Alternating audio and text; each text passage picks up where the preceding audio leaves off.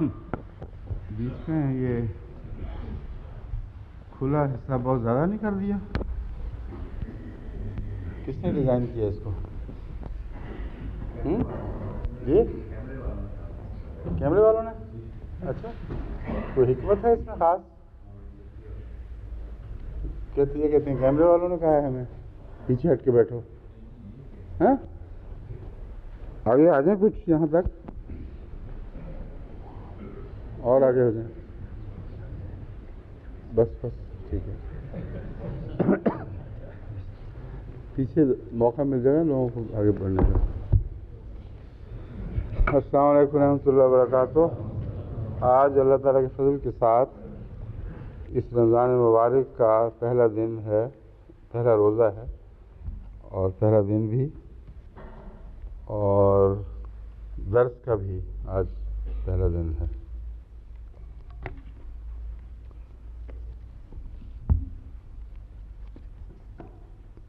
سورہ نساء پر درس جاری تھا گزشتہ سال جب رمضان ختم ہو گیا، اور اسی جگہ سے جہاں ہم نے چھوڑا تھا آج انشاءاللہ درس کا آغاز ہوگا. کون سی آیت ہے یہ؟ 23 سے یہاں سے. اچھا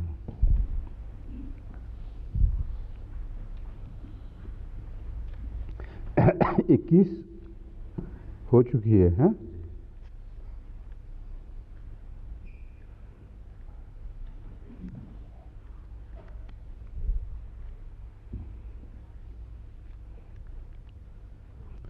وَإِنْ أَرَدْتُمْ اسْتِبْدَالَ زَوْجٍ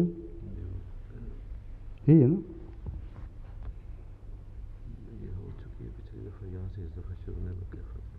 ٹھیک ہے. جو گزشتہ سال آیت درس میں بیان ہو چکی ہے اس سے شروع کرتا ہوں تاکہ یہ جو آیت جس سے آج آغاز ہوگا اس کے ساتھ جوڑ ہو جائے. اعوذ باللہ من الشیطان الرجیم. بسم اللہ الرحمن الرحیم. وَإِنْ أَرَدْتُمْ اسْتِبْدَالَ زَوْجٍ مَكَانَ الزَّوْجِ وَآتَيْتُمْ إِحْدَاهُنَّ قِنطَارًا فَلَا تَأْخُذُوا مِنْهُ شَيْئًا أَتَأْخُذُونَهُ بُهْتَانًا وَإِثْمًا مُّبِينًا وَكَيْفَ تَأْخُذُونَهُ وَقَدْ أَفْضَىٰ بَعْضُكُمْ إِلَىٰ بَعْضٍ وَأَخَذْنَ مِنكُم مِّيثَاقًا غَلِيظًا وَلَا تَنكِحُوا مَا نَكَحَ آبَاؤُكُم مِّنَ النِّسَاءِ إِلَّا مَا قَدْ سَلَفَ إِنَّهُ كَانَ فَاحِشَةً وَمَقْتًا وَسَاءَ سَبِيلًا. یہ رکوع یہاں ختم ہوتا ہے. پہلے انہی آیات پر بات کرتے ہیں پھر انشاءاللہ بات کی.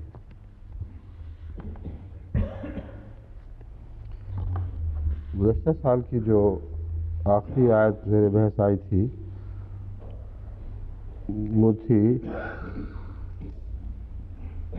فَإِنْ أَرَدْتُمْ اسْتِبْدَالَ زَوْجٍ مَكَانَ زَوْجٍ وَآتَيْتُمْ إِحْدَاهُنَّ، جس کا مطلب تھا کہ اگر تم ایک بیوی کو چھوڑ کر دوسری بیوی کرنا چاہو اس صورت میں جس بیوی کو چھوڑ رہے ہو اس کو جو کچھ تم نے دیا ہے اس میں سے کچھ بھی واپس نہ لو اور احسان کے ساتھ رخصت کرو. جو تم دے چکے ہو اس کو واپس لینا جائز نہیں ہے. اور اس کی جو نفسیاتی وجوہات ہیں تعلقات کی وہ بھی ساتھ بیان فرمائی ہیں کہ جب ایک جگہ تم ایک دوسرے سے اس طرح محبت سے مل جل چکے ہو کہ ایک ہی وجود بن گئے اور اپنے وجود کے تمام حصے ایک دوسرے کو پیش کر دیے تو اس کے بعد پھر کسی بہانے سے عذر سے اس کو واپس لینا یہ بڑی بے حیائی اور ظالمانہ حرکت ہے. تو عورتوں کی عزت کے قیام میں اور بیاہ شادی کے تعلقات میں اگر خرابی بھی پیدا ہو جائے تو عورتوں کے حق کو قائم کرنے کے تعلق میں یہ بہت ہی اہم آیت ہے. اور اکثر جھگڑے جو اس زمانے میں ہیں وہ اسی موقع پر پیدا ہوتے ہیں، اور پھر الزام تراشیاں بھی شروع ہو جاتی ہیں۔ مرد کوشش یہ کرتے ہیں کہ کسی طریقہ سے جو کچھ ان کو حق مہر دینا ہے یا جو کچھ وہ زیورات پہلے تحفتاً دے چکے ہیں ان کو واپس لینے کا بہانہ ہاتھ آ جائے، اور اس بہانے میں ان کے پاس اور کوئی عذر نہیں رہتا سوائے اس کے کہ وہ ان پر فاحشہ کا الزام لگائیں، کہیں کہ انہوں نے دیانتداری سے ہمارے حق نہیں پورے کیے تھے، اس لیے اب ہمیں حق ہے کہ ہم ان کو بغیر کسی حق کے نکال دیں اور جو کچھ دے چکے ہیں وہ بھی واپس لے لیں۔ تو یہ مضمون ہے جو جاری ہے۔ اس تعلق میں اللہ تعالیٰ فرماتا ہے وَكَيْفَ سے شروع کرنا نا، وَكَيْفَ تَأْخُذُونَهُ وَقَدْ أَفْضَىٰ بَعْضُكُمْ إِلَىٰ بَعْضٍ وَأَخَذْنَ مِنْكُمْ مِيثَاقًا غَلِيظًا، کہ تم کیسے اسے واپس لے لو گے جو کچھ دے بیٹھے ہو، جبکہ تم میں سے بعض دوسروں کی طرف افضاء کر چکے ہیں اور پھر پختہ عہد و پیمان بھی ہو چکے ہیں۔ یہ مضمون ہے جس کے تعلق میں سب سے پہلے میں وہ لغت کے حوالے سے یہ دو لفظ جو مرکزی حیثیت رکھتے ہیں ان کی تشریح کرتا ہوں۔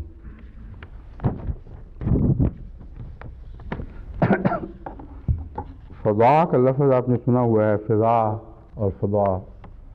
فضا یہ جو ہوا ہے، کھلی جگہ، فضا اس کھلی جگہ کو کہتے ہیں جو جنگل میں اچانک ایک کھلا سا حصہ نکل آتا ہے، ارد گرد جھاڑیاں ہیں مگر درمیان میں کھلی جگہ ہے، تو کشادگی اور وسعت مکان کی طرف اس سے اشارہ ملتا ہے۔ لسان العرب نے اپنا افضا بیدہ الی قضا کا یہ ترجمہ کیا ہے، اس نے اپنا ہاتھ پہنچا دیا ہر جگہ جہاں پہنچ سکتا ہے ہاتھ۔ یہ کنایہ ہے کہ علیحدگی اور خلوت اختیار کی، اور افضل مکانوں کوئی جگہ کشادہ ہو جائے۔ افضل عبرت تو اس نے سوئی کی نوک توڑ دی، یعنی وہ ناکھا جس میں چیز پروئی جاتی ہے وہ توڑ دیا۔ افضا الی الارض بیدہ، کسی چیز کو اس طرح مس کرنا کہ اس میں ایک جذباتی تعلق گہرا ہو جائے۔ بس زمین کو اگر ہتھیلی سے اس طرح مس کیا جائے کہ ہتھیلی کے اندر کا حصہ بھی اس دباؤ کی وجہ سے زمین کو مس کرنے لگے، تو اس کو بھی افضا کا لفظ ظاہر کرتا ہے۔ یعنی تعلقات میں محبت کے مضمون کو اس لفظ نے بیان کیا، بلکہ ہر چیز کو اس لفظ نے گھیر لیا ہے۔ سوئی کا ناکا توڑنے سے لے کر ہاتھوں کا آزادانہ ہر جگہ پھرنا اور اظہار محبت کے نتیجے میں ایسا دباؤ کہ کوئی حصہ لمس کا باقی نہ چھوڑا جائے اور انسان چاہے کہ میرا سارا وجود اس کے ساتھ مل جل جائے۔ یہ لفظ افضا نے، یہ معنی سب افضا کے لفظ کے اندر داخل ہو گئے۔ افضا الی الارض جیسا کہ میں نے بیان کیے ہیں، اور یہ لسان العرب اور اقرب الموارد میں دونوں میں یہ معنی دیے گئے ہیں۔ میثاق کا عام معروف معنی ہے پختہ عہد، جس کو خوب اچھی طرح مضبوطی سے باندھ دیا گیا ہو۔ وثاق اصل میں کہتے ہیں وثاقہ احد، جیسے قرآن کریم میں فرماتا ہے اللہ تعالیٰ لا یوثق وثاقہ احد، کسی چیز کو ایسا باندھنا کہ پھر وہ اس سے نکل نہ سکے، تو مضبوط بندھن کو کہتے ہیں۔ تو قرآن کریم یہاں فرماتا ہے کہ جیسا خدا باندھے گا ویسا کوئی اور نہیں باندھا جا سکتا، بس اس پکڑ سے بچو جس سے رہائی اور نجات کسی صورت ممکن نہیں ہے۔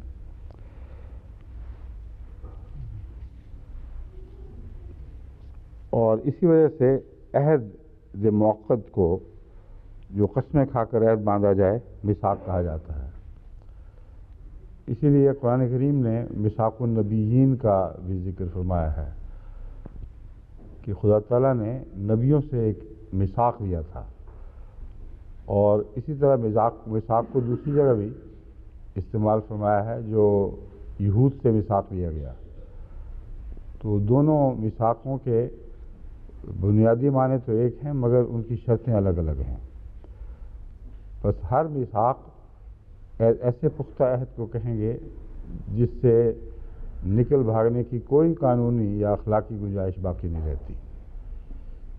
ان معنوں میں میثاق غلیظہ میں لفظ غلیظ نے ایک مزید شدت پیدا کر دی، کیونکہ لفظ غلیظ ایسی چیز کو کہتے ہیں، غلیظ ایسی چیز کو کہتے ہیں جو بہت گاڑھی اور ایک دوسرے کے ساتھ مضبوطی سے پیوستہ ہو چکی ہو، اور ایسی سختی دلوں کی جس میں رحم کی گنجائش نہ ہو، وہ بھی لفظ غلیظ سے ظاہر کی جاتی ہے.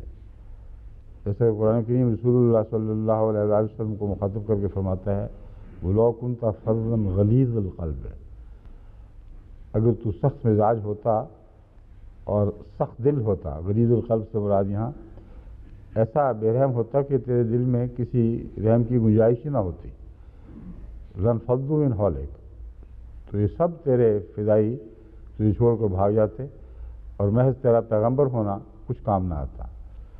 بس انسانی خلق کی طرف اشارہ ہے کہ وہ کتنی اہمیت رکھتا ہے مذہبوں کے پھیلاؤ میں، مذاہب کے پھیلاؤ میں اور سچے اخلاص کو قائم رکھنے میں. مگر لفظ غلیظ ہے جس کی طرف میں توجہ دلا رہا ہوں، جس کا مطلب ہے بہت ہی گاڑھی چیز، مضبوط اور سخت ہو جائے. تو میثاق غلیظہ جو قرآن کریم میں اللہ تعالیٰ فرماتا ہے وَأَخَذْنَا مِنْكُمْ مِيثَاقًا غَلِيظًا، انہوں نے تم سے ایک میثاق غلیظ لیا ہے، یعنی تم سے باندھا ہے نہیں بلکہ اخذنا منکم ہے، یعنی تم سے عہد و پیمان حاصل کر چکی ہیں. اس لفظ عہد و پیمان کے متعلق مفسرین نے مختلف معانی پیش کیے ہیں، مگر ان کو ایک ایک پڑھنے کی ضرورت نہیں، خام خواہ وقت ضائع ہوگا. بنیادی چیز جو ہے وہ میں آپ کو بتا دیتا ہوں. وہ کہتے ہیں عقد نکاح کو بھی میثاق کہتے ہیں. بس میثاق غلیظہ سے مراد ہے انہوں نے نکاح کر لیا، نکاح کا عہد لے لیا. مگر جو یہ مضمون بیان ہو رہا ہے اس کا اس سے تعلق کم، اور آپس کی پیار اور محبت کی باتوں میں جو عہد و پیمان لیے جاتے ہیں ان کی طرف ذکر زیادہ ہے، کیونکہ یہ سارا مضمون نکاح سے پہلے، اس تعلق سے پہلے کی باتیں بیان نہیں کر رہا. یہ بیان کرے وَقَدْ أَفْضَىٰ بَعْضُكُمْ إِلَىٰ بَعْضٍ، تم تو ایک دوسرے سے اس طرح باہم مل گئے کہ ہر حصہ انسانی جسم کا جو انسانی جسم سے لمس کر سکتا تھا وہ سب کر لیے. اور ان تعلقات کے دوران اخذنا منکم میثاقا غلیظا، عورتیں اس بیان کے مطابق مردوں سے جب خلوت کرتی ہیں تو پیمان محبت کو باندھنے کے لیے ان سے مزید عہد لیتی ہیں اور کہتی ہیں اقرار کرو کہ تم ہمارے سوا کسی کی طرف نہیں دیکھو گے، ہمارے سوا کہیں نہیں جاؤ گے، اور اپنے اس عہد وفا کو مرتے تک نبھاؤ گے. اور اکثر مرد اس کے جواب میں، جیسا کہ قرآن کریم کی آیت سے ظاہر ہے، وہ عہد دیتے ہیں بلکہ شاید اس سے بھی زیادہ مبالغہ کرتے ہوں اور میثاق غلیظہ تک بات پہنچتی ہو. وہ کہتے ہیں عہد کیا، وہ تو اس سے پکے ہیں کہ تم سوچ بھی نہیں سکتے کہ کس طرح میں تم سے وفا کروں گا. جان جائے مگر تمہارا تعلق نہیں ٹوٹے گا، مجال ہے جو میں کسی غیر اور کی طرف نظر اٹھا کے بھی دیکھ سکوں. یہ سارے عہد ہیں جو میثاق غلیظہ میں آتے ہیں. تو اللہ تعالیٰ فرماتا ہے کہ تم کچھ حیا کرو.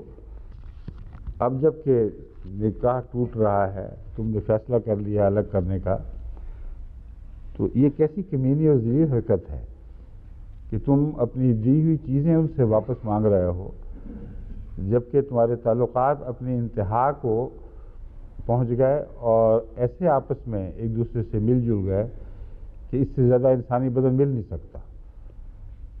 اس میں جتنی گنجائش، افزا کا معنی یہ ہے انسانی بدن میں لمس کی جتنی بھی گنجائشیں تھیں وہ تم نے حد انتہا تک پہنچا دیں، اس کے بعد کوئی گنجائش باقی نہیں رہتی. اور پھر اس دوران عہد و پیمان بھی ہوئے ہیں جن میں تم زیادہ تاکید کے ساتھ یہ قسمیں کھاتے تھے کہ ہم تمہارے ہی ہوں گے، کسی کے اور کے نہیں ہوں گے۔ اب یہ حالت ہے کہ ان سب باتوں کو بھلا کر تم دی ہوئی چیزیں واپس لے رہے ہو، جو ویسے ہی ایک گناہ ہے اور ایک مکروہ بات ہے کہ جو تحفہ انسان دے بیٹھے وہ اسے واپس لینے کا سوچ بھی سکے۔ یہ ہے مضمون جو اس آیت میں مرکزی حیثیت رکھتا ہے۔ باقی لغت کی بحثیں جو ہیں وہ ساری اس کی تائید میں ہیں۔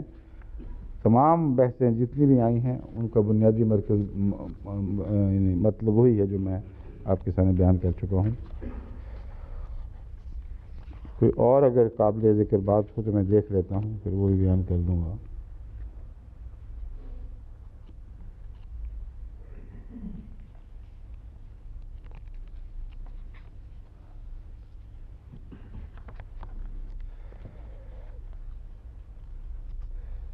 قرآن کریم نے عذاب غلیظ کا لفظ استعمال کیا ہے؟ نہیں، کہاں؟ حافظ صاحب یاد ہے؟ لغت میں لکھا ہوا ہے عذاب غلیظ، عقل الموارد اور لسان العرب نے، مگر عذاب غلیظ ہو سکتا ہے، وہ میرے ذہن میں نہیں ہے نا، کہاں؟ کون سی آیت پڑھیں آپ؟ پڑھ کے سنائیں۔ نمتعهم قلیلا ثم نضطرهم الى عذاب غلیظ۔ ہاں، ہم انہیں کچھ دیر کے لیے فائدہ پہنچائیں گے، پھر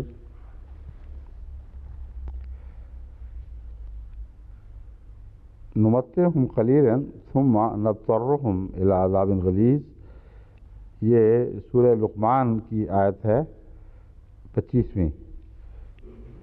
اس میں اللہ تعالیٰ فرماتا ہے کہ ہم تمہیں ان کو ہم کچھ دیر کے لیے دنیا کا فائدہ پہنچائیں گے، پھر ان کو مجبور کر کے ایک ایسے عذاب کی طرف لے جائیں گے جو بہت غلیظ ہے، یعنی اپنے شدت میں بہت زیادہ ہے اور نکلنے کی کوئی راہ نہیں چھوڑتا۔ یہ دونوں معنی وہاں پیدا ہو جاتے ہیں۔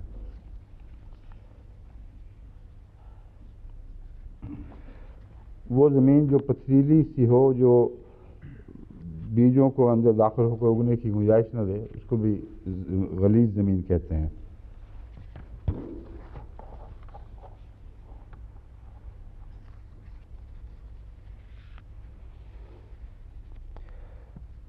بعضوں نے صرف مہر کی بات کی ہے، حق مہر، لیکن یہ جو مضمون ہے وہ حق مہر سے بڑا ہوا ہے کہ جو تم کچھ دے بیٹھتے ہو، حق مہر کی بات نہیں، جو کچھ بھی تم دے دیتے ہو تحفتہ، پھر اسے واپس لینے کا کوئی حق نہیں۔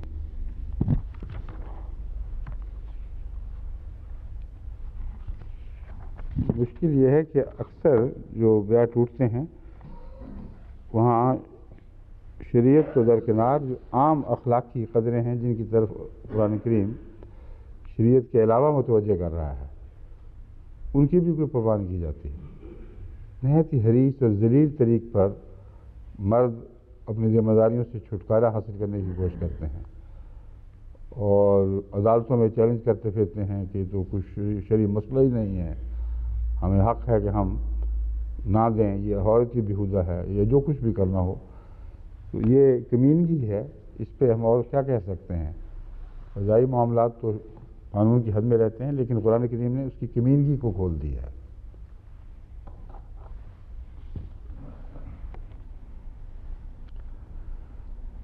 تیسویں آیت ہے وَلَا تَنكِحُوا مَا نَكَحَ آبَاؤُكُم مِّنَ النِّسَاءِ إِلَّا مَا قَدْ سَلَفَ، اور تم ان سے شادی نہ کرو جو تمہارے خامدوں، تمہارے باپوں کی چھوڑی ہوئی بیویاں ہوں۔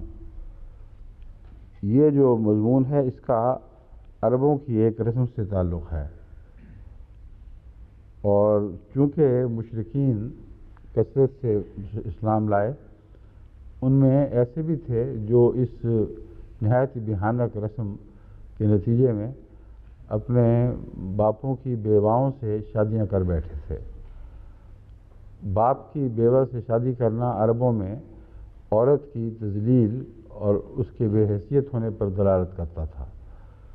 عرب سوسائٹی میں عورت کو کچھ بھی مقام حاصل نہیں تھا یہاں تک وہ میراث کے طور پر ورثے میں بانٹی جاتی تھی. بس یہ مضمون ورثے کے سے تعلق رکھتا ہے.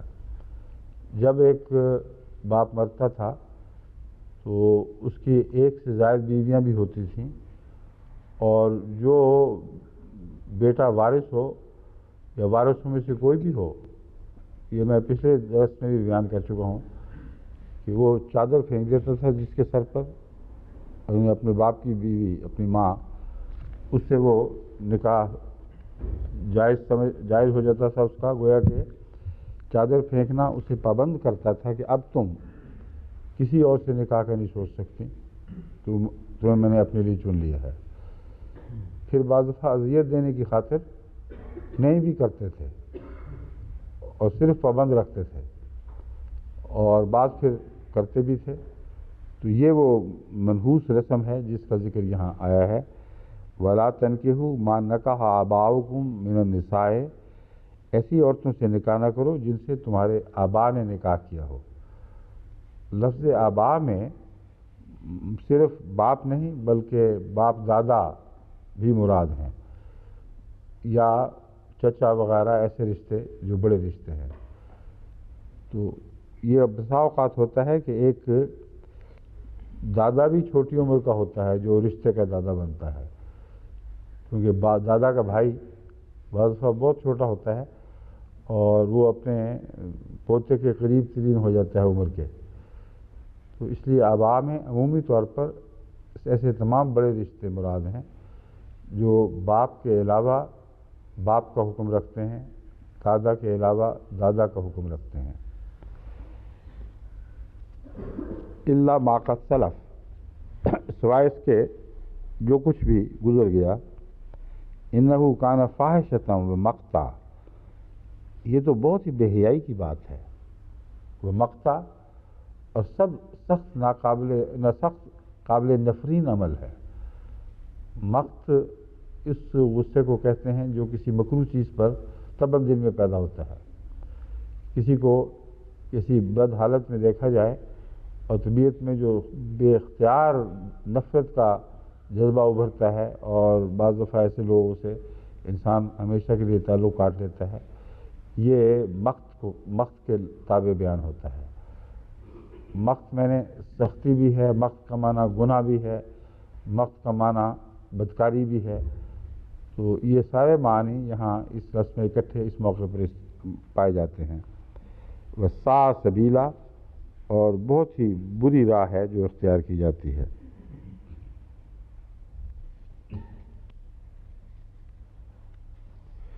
ریفر ٹو، ٹھیک ہے.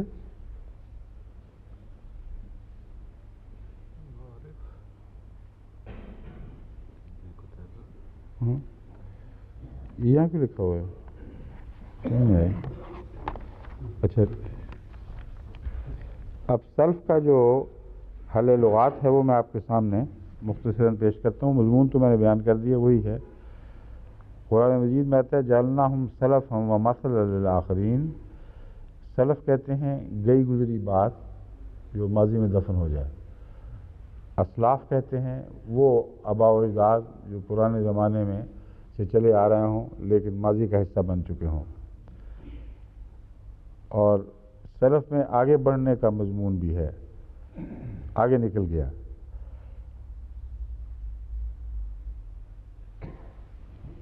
مضا ما مضا جس کو ہم اردو میں کہتے ہیں جو ہو گیا سو ہو گیا، اس سلف سے یہ مضمون نکلتا ہے.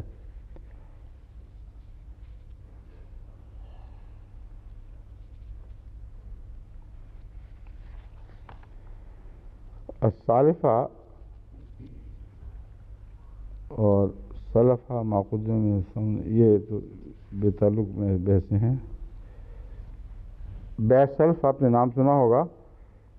ایسی بے کو کہتے ہیں جو لوگ فصل سے پہلے کر لیتے ہیں، فصل کے پکنے سے پہلے ہی کر لیتے ہیں، اور اس کا وہ فائدہ اٹھاتے ہیں، اور ایک جوئے کی قسم ہے جسے منع کر دیا گیا،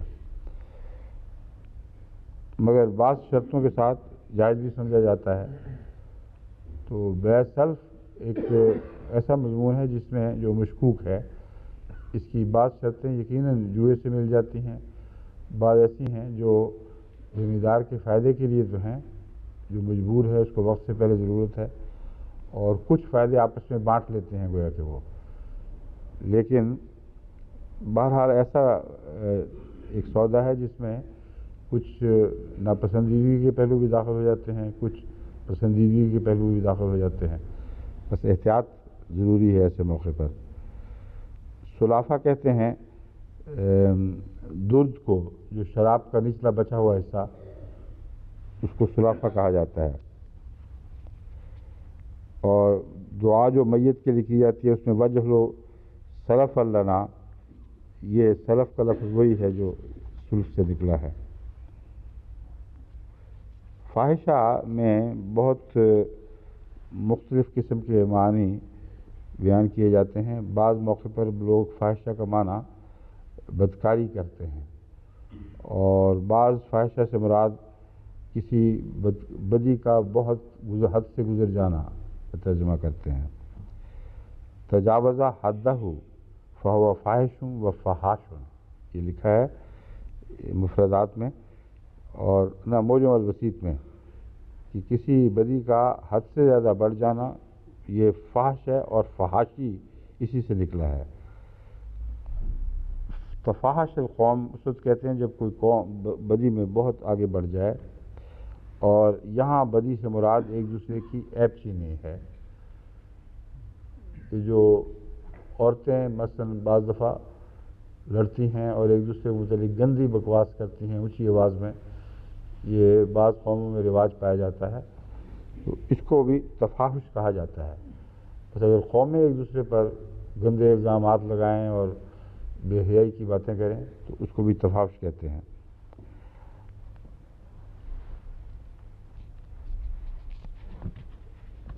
حضرت امام راغب نے بہت بری بات اس کا ترجمہ کیا ہے. بعض یہ کہتے ہیں کہ ہر بدکاری فحش ہوتی ہے، مگر ہر فحش بدکاری نہیں ہوتی. یہ درست ہے، ہر بدکاری کو فحش کہا جا سکتا ہے، فحش کا ہی حصہ ہے، مگر ہر فحش بدکاری ضروری نہیں ہے.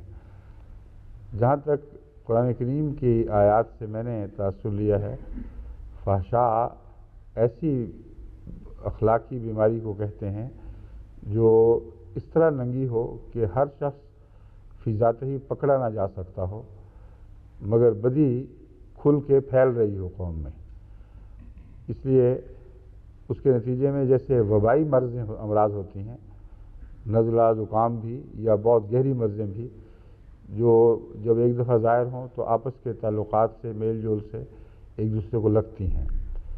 تو قرآن کریم نے جہاں لفظ فحشاء استعمال فرمایا ہے وہاں بہت جگہ یہ مضمون پایا جاتا ہے کہ ایسی بدیوں کو اجازت دینا کھل کھیلنے کی جو آگے سوسائٹی میں پھیل جاتی ہیں، یہ بہت بڑا گناہ ہے، اور اس کے خلاف قرآن کریم بہت سختی سے نظر رکھنے کی تاکید فرماتا ہے.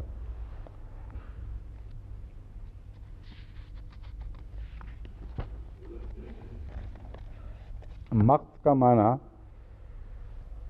البغض الشدید لمن تراہ طاعت الخبیہ، ایسا بغض جو کسی بدی کو دیکھنے کے بعد دل میں از خود پیدا ہو جاتا ہے اور وہ سخت نفرت پر منتج ہو جاتا ہے، اس کو مقت کہتے ہیں. چنانچہ قرآن کریم نے ان معنوں میں جہاں باپوں کی چھوڑی ہوئی بیویوں سے شادی نکاح کرنے کو منع فرمایا ہے، وہاں یہ معنی اس پر اطلاق پائیں گے کہ ایسا کبھی فعل ہے جو ظاہری نظر میں، بادی نظر میں ہی لوگ نفرت سے دیکھتے ہیں.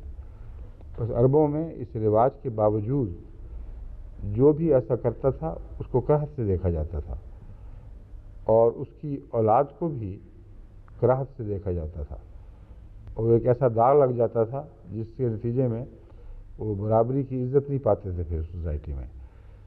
تو مقت ایک ایسے طبی گناہ کو، طبی برائی کو کہتے ہیں، ایسی برائی کو کہتے ہیں جس کے نتیجے میں سوسائٹی میں انسانی فطرت کے خلاف، انسانی فطرت سے نفرت کا بے ساختہ اظہار ہو اور اسے فطرت قبول نہ کرے،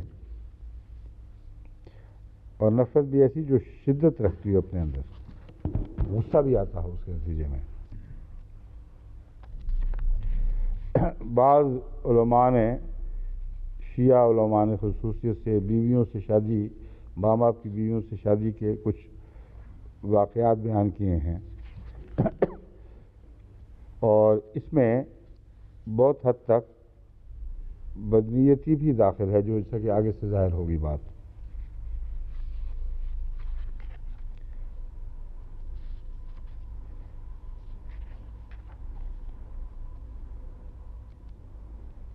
علامہ طبرسی نے بس اتنا ہی لکھا ہے کہ باپ اور بیٹے کی منقوہ تم پر حرام ہے۔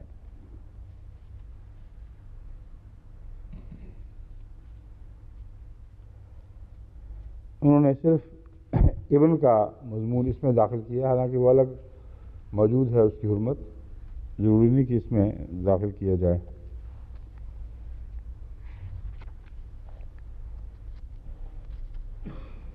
امام ابو الفضاء نے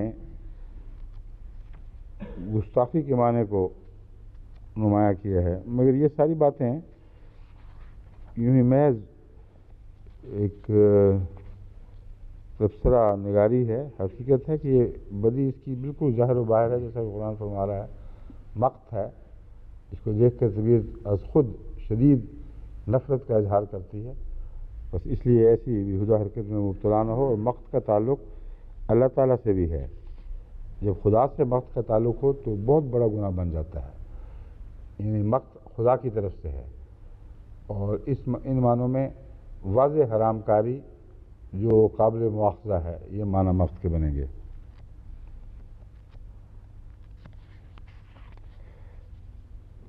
بعض لوگوں نے جو بہت دور کی حدیثوں کی کتابیں، تفسیر کی کتابیں ہیں، ایسی ایسی روایتیں اکٹھی کر دی ہیں کہ جن پر تعجب ہوتا ہے کہ کیسے ان کو قبول کیا گیا ہے فقہا کی طرف سے۔ یہ بات قرآن کی نے حرام کر دی، بات ختم ہو گئی، لیکن علامہ ابو الفضاء ابن کثیر جو 774 ہجری میں وفات پائی ہے، انہوں نے یہ فرماتے ہیں کہ ایک شخص رسول اللہ علیہ وسلم کا جھنڈا لے کے جا رہا تھا، اور کسی نے پوچھا کہاں کا ارادہ ہے، یہ جھنڈا لے کے جا رہا ہو؟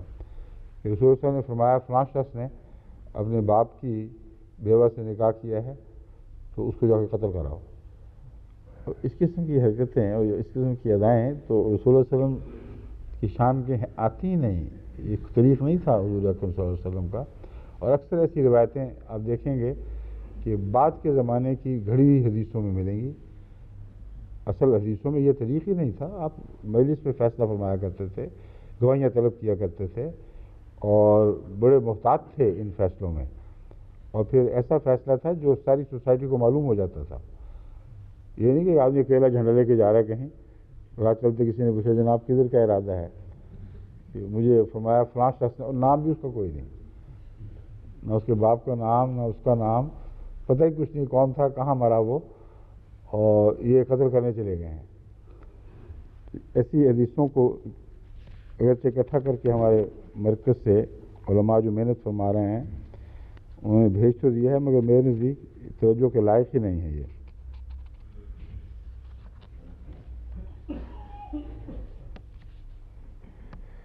وہ جو آخری الفاظ ہیں وہ ہے کہ فلاں صاحب ہرا جھنڈا لے کر میرے پاس سے گزرے۔ اب ایک اور بات یہ ہے کہ رسول اللہ صلی اللہ علیہ وسلم کا جو جھنڈا سیاہ رنگ کا تھا، نبی کریم کا ہرا جھنڈا کہاں سے ہو گیا؟ یہ بھی بتا رہا ہے قصہ کہ یہ انفرادی بات ہے۔ میں نے پوچھا چچا حضور نے آپ کو کہاں بھیجا تھا؟ بھیجا تھا واپس قتل کر کے واپس آ رہے ہیں۔ فرمایا اس شخص کی طرف جس نے اپنے باپ کی بیوی سے نکاح کیا۔ 700 سال بعد، ہجرت کے 700 سال بعد یہ صاحب تفسیر نگار ہیں جو حدیث کا کوئی حوالہ نہیں، کوئی ذکر نہیں، اس طرح یہ باتیں راپ آ جاتی تھیں، اور جو وسطی زمانے میں رہنے والے علماء ہیں جو آج تک وہیں بستے ہیں، ان کا یہ مبلغ علم ہے. یہاں سے وہ فتوے لیتے اور خوب ایک دوسرے کے خلاف اچھالتے اور دنیا کے امن کو برباد کر دیا ہے.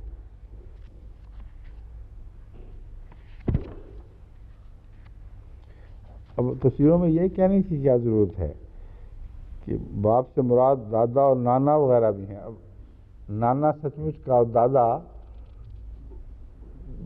ان کی بیویوں بیواؤں سے شادی کرنا عجیب بات ہے.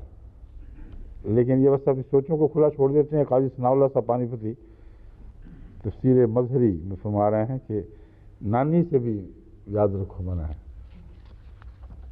اللہ ہی رحم کرے.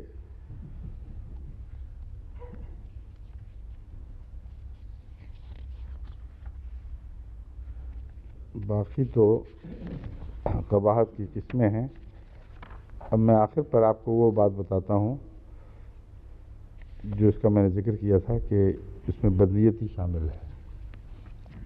بعض صحابہ کا ذکر کر کے کہ انہوں نے یہ حرکت کی ہوئی تھی پہلے، دراصل کچھ فساد ہے جو ذہن میں ہے. مگر اس سے پہلے حضرت مسیم علیہ السلام کا ترجمہ پیش کر دیتا ہوں جو بہت واضح اور ایک مکمل مضمون ہے. جن عورتوں کے ساتھ تمہارے باپوں نے نکاح کیا ہو تم ان کے ساتھ نکاح مت کرو، جو ہو چکا اس پر کچھ مواخذہ نہیں. یعنی جاہلیت کے زمانے کی خطا معاف کی گئی. پھر فرماتا ہے کہ باپ کی منقوہ عورت کو کرنا یہ بڑی بے حیائی اور غضب کی بات ہے. وہ لفظ غضب دونوں معنوں میں استعمال ہو گیا. ایک مقت کے اندر جو لفظ غضب غصے کا حد سے بڑھنا ہے، اور دوسرا غضب کی بات اردو میں محاورے کے طور پر ہے کہ بہت ہی بڑی برائی ہے اور بہت ہی برا دستور ہے. یہ چشمہ معرفت ہے. میر احمد علی صاحب یہ ذکر کرنے کے بعد لکھتے ہیں such cases were considered illegitimate. ایسے جو ہوا کرتے تھے یہ illegitimate شمار کیے جاتے تھے. یہ بھی جھوٹ ہے. عربوں میں یہ دستور تھا اور وہ نکاح مانا جاتا تھا. ورثے کا حق چونکہ انہوں نے ایک روایتی اصول کے مطابق قائم رکھا ہوا تھا، اس لیے کہ سوسائٹی کو باوجود برا سمجھنے کے یہ حق نہیں تھا کہ اسے ناجائز قرار دے، ورنہ وہ اس کو کالعدم کر دیتے. اب یہ جو لفظ illegitimate ہے اس کی آگے وجہ استعمال آئے گی، کھل جائے گی. Such cases were considered illegitimate or looked down with contempt as having a base ancestry. یہ کہا جاتا تھا کہ یہ ذلیل حرکت ہے کیونکہ یہ آباء و اجداد ان کے کمینے اور ذلیل لوگ ہیں. Such was the ancestry of some of those who posed as religious leaders after the Holy Prophet. یہ ہے ancestry ان لوگوں کی جن میں سے بعضوں کی جو بعد میں محمد صلی اللہ علیہ وسلم کے وصال کے بعد لیڈر بن بیٹھے. اب بتائیں کیسا کمینہ اور خبیث حملہ ہے. یعنی ڈنگ مارنے کی جیسی عادت میں نے میر صاحب میں دیکھی ہے. ویری بھی اس کے مقابلے پہ کوئی حیثیت نہیں رکھتا، کیونکہ ویری بہانوں کی تلاش میں رہتا ہے مگر بہانے از خود گھٹتا نہیں ہے. میں نے آگے جا کے بعض مثالیں آپ کے سامنے آئیں گی. ویری صاحب کی خوبی یہ ہے کہ کوئی نہ کوئی کمزور چیز کہیں درج ہو تو وہ اس کا بہانہ بنا لیتا ہے، مگر اپنی طرف سے حوالے گھڑتا نہیں ہے. حوالے کچے ہوں، کمزور ہوں، رد کر دیے گئے ہوں، مگر وہ ہیں موجود کہیں نہ کہیں. یہ میر صاحب کا دماغ جو ہے یہ بہت ہی فرٹائل ہے ماشاءاللہ. ایسے حوالے ایجاد کرتے ہیں اور تفسیر قرآن میں کہ آدمی حیران سمجھتا ہے کہ واقعتاً موجود ہوگا. پچھلی دفعہ بھی ہمیں مصیبت ڈال دی تھی انہوں نے. حوالہ تلاش کرتے کرتے ساری کتابیں چھان ماری، کہیں اشارتاً بھی اس کا ذکر نہیں. اور اس دفعہ بھی یہی ہوا ہے.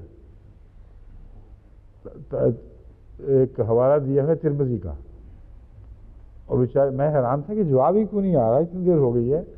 تو آج معذرت آئی ہے کہ ہم تو راتیں جاگ جاگ کے ڈھونڈتے رہے ترمذی ہر طرف، ادھر سے ادھر دیکھی، ادھر سے ادھر دیکھی، اس کا نام و نشان بھی نہیں ہے ہمارے۔ تو یہ وہ صاحب ہیں، اور ان کا ڈنگ دیکھیں کیسے ذلیل ہے، کتنا خطرناک حملہ، اور لوگ رشدی کو روتے ہیں۔ یہ رشدی سے زیادہ خبیث حملہ ہے، کیونکہ رشدی نے ایسے لوگوں کے کتابوں پر جیسے میر صاحب ہیں ان پر بنا کی ہے، اور میر صاحب نے کسی کتاب پہ بھی بنا نہیں کی، صرف زہر اگلا ہے۔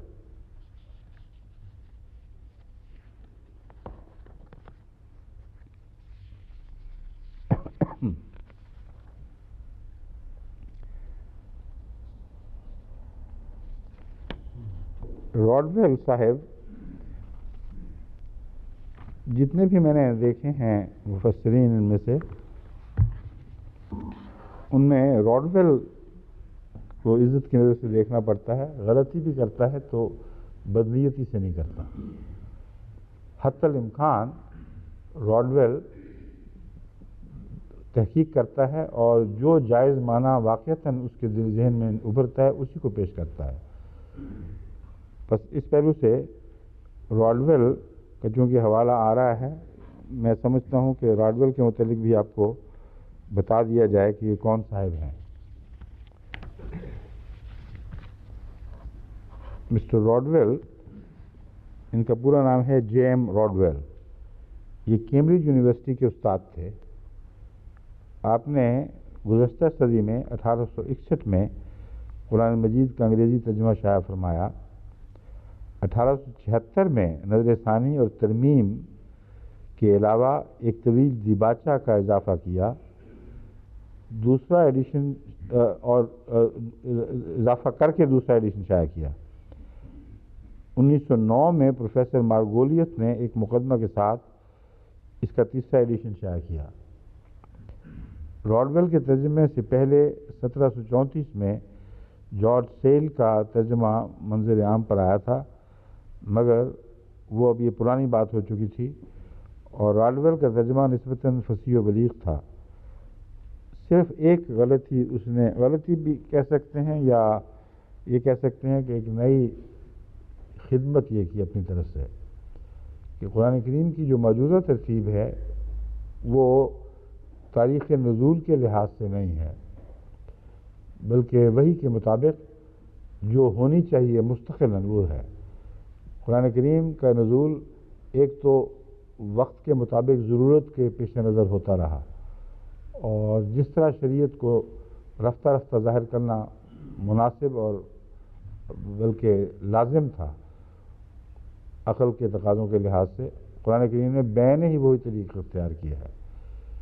جو احکام پہلے آنے چاہیے تھے وہ پہلے دیے گئے، جو رفتہ رفتہ بعد میں شریعت کی تفاصیل نازل ہوئیں وہ بعد میں آئیں، مگر جب مستقلاً ایک کتاب نے قانون کی صورت میں باقی رہنا ہو تو ترتیب نزول ضروری نہیں کہ وہ آئندہ کے لیے اسی طرح معنی دے۔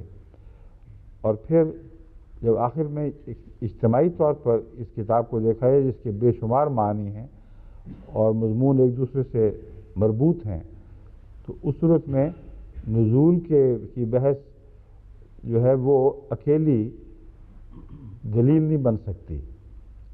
اگر نزول کے تعلق سے آپ ایک دوسرے سے آیت کا رشتہ جوڑیں تو ایک اس میں کوئی نہ کوئی سلسلہ تعلقات کا نظر آ سکتا ہے، اور اکثر ہمارے مفسرین نے اس پر زور دے کر قرآن کی اصل شان سے توجہ ہٹا دی ہے۔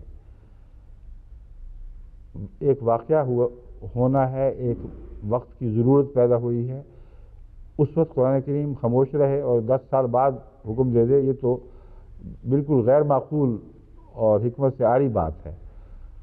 بس میں نے ہی اس وقت حسب حال آیات کا نزول لازم تھا، ایسا ہوتا رہا، مگر چونکہ یہ تاریخی واقعات ایک دوسرے سے مربوط ہو کر آہستہ آہستہ آگے بڑھتے ہیں، ایک انسان کہہ سکتا تھا کہ انسان نے حسب ضرورت یہ احکامات جاری کیے ہیں وقت کی آواز کے مطابق، اور یہ تسلسل جو ہے یہ واقعات کا تسلسل ہے جس نے از خود قرآن کریم کی آیات کو مرتب کیا ہے، اور یہ کوئی دلیل قرآن کریم کے حق میں نہیں بنتی۔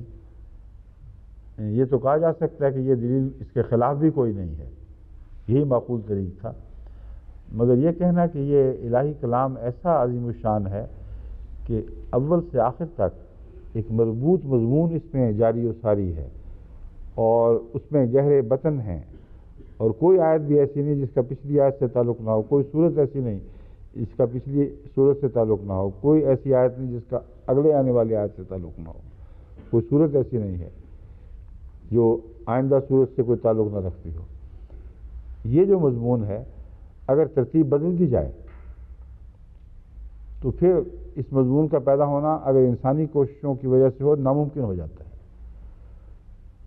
یعنی نزول تو ہوا حسب ضرورت، اور ترتیب کو بدل دیا گیا اتنا کہ جو آخر پر نازل ہونے والی صورتیں ہیں جیسے سورہ النساء، جس کے متعلق علماء کا یہ اتفاق ہے کہ 3 ہجری کے بعد، جنگ احد کے بعد، اور 5 ہجری تک، اگرچہ بعض مشرقی مغربی مفسرین یہ کہتے ہیں کہ اس میں مکی آیات بھی ہیں، مگر ان کی مراد مکی آیات سے صرف یہ ہے کہ جب رسول اللہ صلی اللہ علیہ وسلم فتح مکہ کے بعد مکہ میں قیام پذیر ہوئے تو اس زمانے میں آیات نازل ہوئیں، اور غیری کہتا ہے کہ ایک مکی آیت ضرور ہے جس میں یا ایھا الناس مخاطب ہیں، اور وجہ اس کی یہ بتاتا ہے کہ یہود پہلے جو قرآن کریم کا خطاب تھا یہود سے تعلق کے علاوہ کے بغیر، وہ اہل کتاب کو مخاطب نہیں کیا کرتا تھا، یہود کو مخاطب نہیں کیا کرتا تھا، یا ایھا الناس کہا کرتا تھا۔ یہ محاورے بعد میں آئے ہیں، تو کہتا ہے اس کتاب اس سورت کا آغاز یا ایھا الناس اتقوا ربکم الذی خلقکم من نفس واحدۃ، یہ آیت جو ہے اس کا الناس سے خطاب ہے، اس لیے لازماً یہ وہاں کی ہے، اور کوئی دلیل نہیں۔ تمام مفسرین، تمام محققین، تمام تاریخ کا حساب رکھنے والے کہتے ہیں کہ یہ مکی آیت، مدنی آیت ہے، اور ویری صاحب صرف اس تعصب میں کہ اس سے قرآن کریم کی عظمت ظاہر ہوگی کہ یا ایھا الناس کا خطاب اتفاقی نہیں تھا بلکہ موقع اور محل کے مطابق تھا، وہ اس آیت کو مدینے سے مکے میں دھکیلتا ہے، اس کی نہ اس کے بعد دلیل نہ کسی اور مغربی محقق نے اس کی تائید کی ہے۔ تو یہ آیت، یہ سورت الناس، جیسے کہ میں نے بیان کیا ہے، یہ آخر پر آخری دور میں نازل ہونے والی صورتوں میں سے ہے، اور یہ آغاز میں رکھی گئی ہے، اور بنی اسرائیل یا البقرہ یہ بھی ایسی صورت ہے جو بہت بعد میں مدینے میں نازل ہوئی ہے، اور یہ شروع میں رکھ دی گئی ہے۔ تو اس ترتیب کے بدلنے کے نتیجے میں اگر انسانی ہاتھ سے ترتیب بدلی جاتی تو ممکن نہیں تھا کہ صورتوں کا باہمی ربط ہوتا کوئی، اور آیات کا باہمی ربط ہوتا، مگر یہ اتنا حیرت انگیز ربط ہے کہ انسان کی عقل دنگ رہ جاتی ہے۔ بس اس لحاظ سے تاریخ نزول کو مستقل نہیں رکھا گیا، بلکہ دائمی حکمتوں کے پیش نظر جس ترتیب کی ضرورت تھی اس ترتیب کو قائم فرما دیا گیا ہے۔ اور اس سے ایک اور بات کی گواہی مل گئی کہ حضرت عثمان کا یہ فعل کہ فلاں آیت کہاں تھی اور فلاں صورت کس جگہ تھی، یہ فیصلہ کرنا، اس کی تحقیق کرنا تائید یافتہ تھا اللہ تعالیٰ کی طرف سے، کیونکہ اس میں غلطی کوئی نہیں ہے۔ ایک جگہ بھی کوئی خلا دکھائی نہیں دیتا، مضمون ایسا مربوط اور جیسا عقل تقاضے کرتی ہے اسی طرح آگے بڑھتا چلا جاتا ہے۔ تو راڈویل نے، جو ویسے بے تعصب انسان ہیں، انہوں نے نزول کی خاطر یہ دیکھا جائے کہ پہلے کون سا نازل ہوا، پھر کون سا حکم نازل ہوا، وغیرہ وغیرہ، اس نے اپنے قرآن کریم کے ترجمے کو نزول کے حساب سے ترتیب دیا ہے۔ بس یہ ایک بات ہے جو اس کی پسند نہیں، مگر عموماً وہ ترجمہ کرنے میں محتاط ہے. وہ کہتا ہے except what has already passed does not mean that stepmothers taken as wives before this verse stepmothers taken as wives before this verse was revealed could be retained. What the words mean is simply, if such men repent and amend, no harm will come to them for unlawful acts of the past. The past would be forgiven, but women whom it was unlawful to marry were to be divorced after this verse was revealed. یہ بڑا منصفانہ ایک فیصلہ اس نے کیا ہے قرآن کریم کے ترجمے کو پیش نظر رکھتے ہوئے، اور بیان یہی حقیقت ہے کہ وہاں یہ مراد نہیں کہ ان بیویوں کو جو تمہارے باپ دادا کی تم نے پہلے کی ہوں ان کو باقی رکھو، لیکن جیسا کہ میں نے کہا تھا ویری جو دشمنوں میں سب سے زیادہ ایک متعصب دشمن ہے وہ اس سے اختلاف کرتا ہے. وہ کہتا ہے our comment is that women whom it was unlawful to marry were to be divorced at once after this verse was revealed. But in this version, women whom your fathers have had, the pre-Islamic religion of Arabia not only allowed such marriages but made such women as lawful part of the son's inheritance. The reform Muhammad had in respect to the future only. What was already past was allowed to remain unchanged. ان حملوں کی کمینگی میں اس شخص کا کوئی جواب نہیں، مگر بنیاد بہرحال کوئی نہ کوئی بنا لیتا ہے.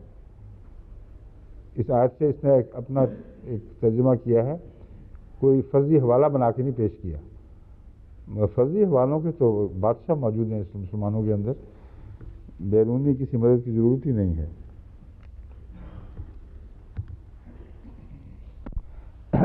سورۃ النساء آیات 24، اس میں اور باقی تفسیروں کی ہم نے حوالے دے دیے ہیں، سب مکمل ہو گیا. ٹھیک ہے. حرمت علیکم امہاتکم، اس کی تلاوت ہو چکی ہے، نیا رکوع ہے. اچھا، اس کے بعد اور کون سی ہے؟ ٹھیک ہے. اعوذ باللہ من الشیطان الرجیم، بسم اللہ الرحمن الرحیم.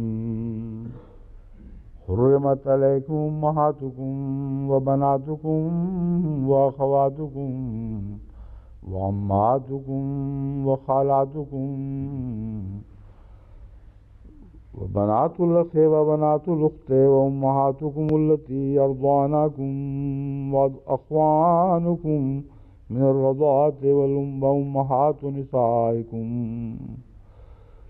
وأمهات نسائكم وربائبكم اللاتي في حجوركم من نسائكم التي دخلتم بهن فإن لم تكونوا دخلتم بهن فلا جناح عليكم وحلائل أبنائكم الذين من أصلابكم وأن تجمعوا بين الأختين إلا ما قد سلف إن الله كان غفورا رحيما.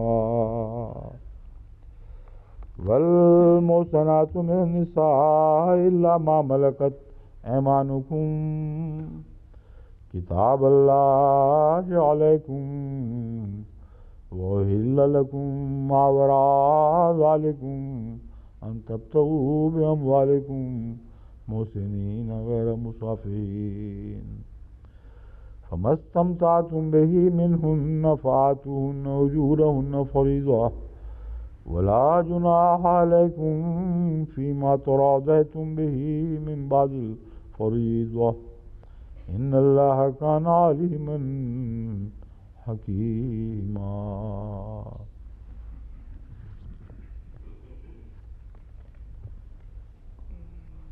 یہ یہاں سے پڑھنا ہے حرمت علیکم. یہ جو ہے یہ لمبا دفتر سنبھال رہے ہیں.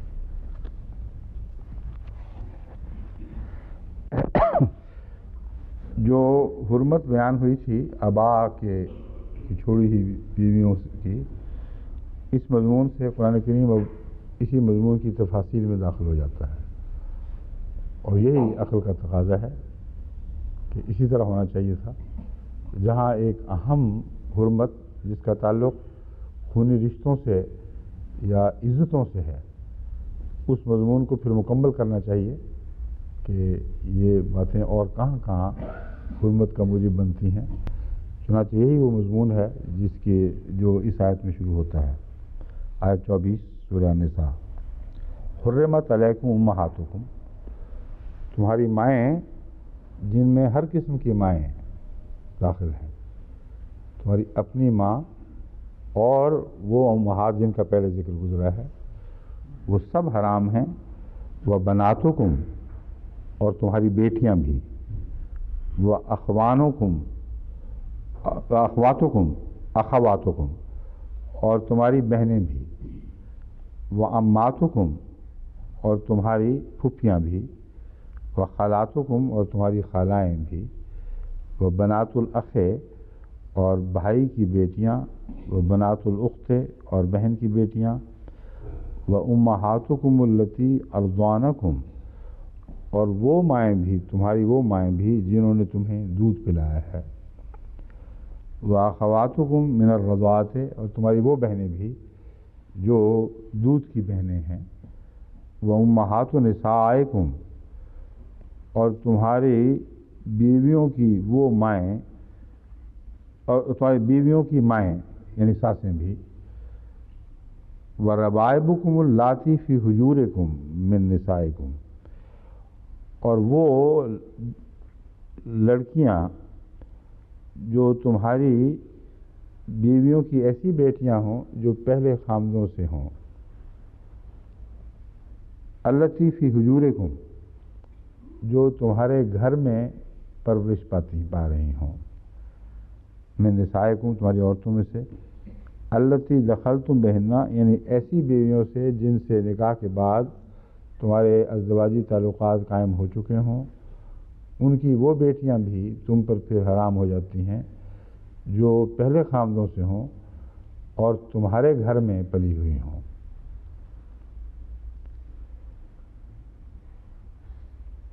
وَأَن تَجْمَعُوا بَيْنَ الْأُخْتَيَيْنِ، اور یہ کہ تم دو بہنوں کو اکٹھا کرو، حالانکہ اپنی جگہ ہر بہن الگ الگ اپنی ذات میں حرام نہ ہو.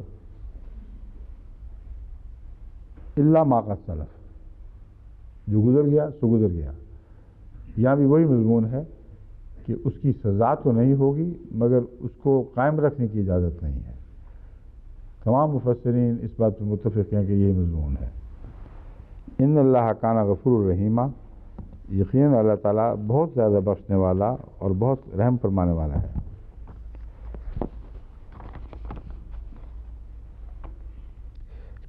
بعض لوگوں نے اس مضمون کو زید کی متعلقہ سے شادی پر نکتہ چینی کے جواب میں قرار دیا ہے، حالانکہ جیسا کہ میں نے ابھی ثابت کیا ہے پہلی آیت سے اس کا گہرا ایک تعلق ہے.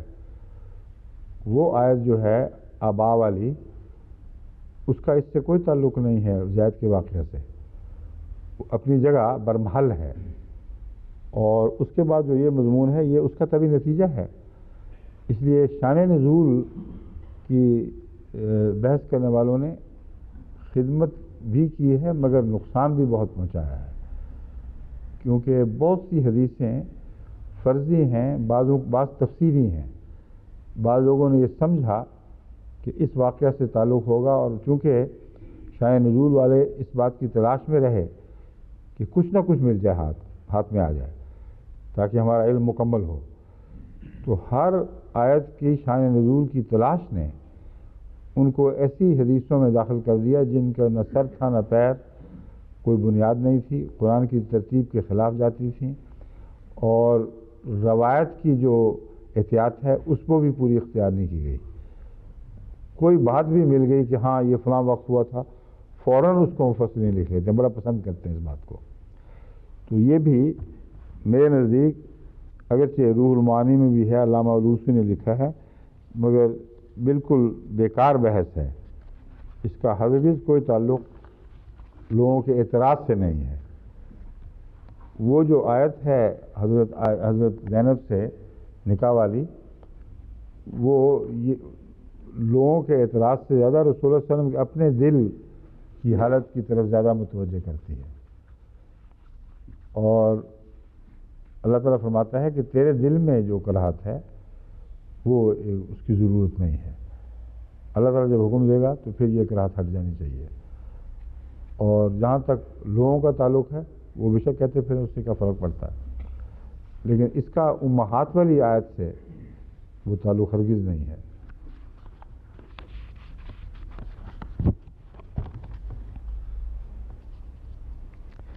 روائب کی بحث میں مختلف معنی پیش کیے گئے ہیں.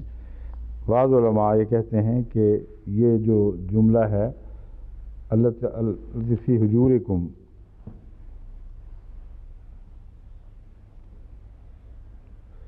اللاتی فی حجورکم، یہ گویا ایک رستہ چلتے کی زائد بات ہے،